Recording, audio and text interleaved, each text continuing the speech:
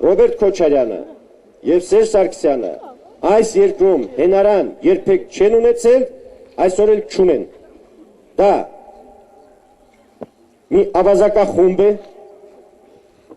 որը ստեղծված այդ երկու մարդու կողմից, ավազակախումբ, որը թալանել է այս երկրի հարստության կեսից ավելին, երկրի հարստության կեսից ավելին գտնվում է նրանց ձեռքում։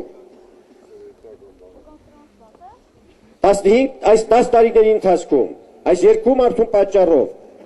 15,000 մարդ Ղարաբաղից տեղափոխվել է Հայաստան,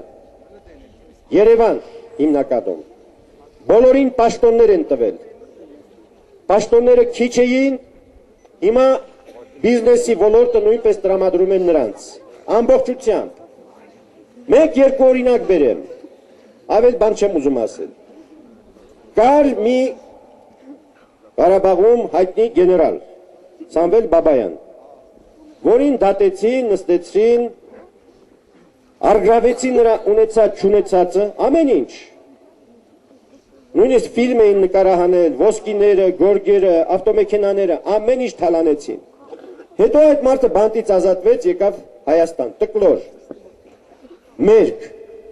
2-3 տարվա ընթացքում նա դարձավ Հայաստանի ամենահարուստ մարդկանցից մեկը։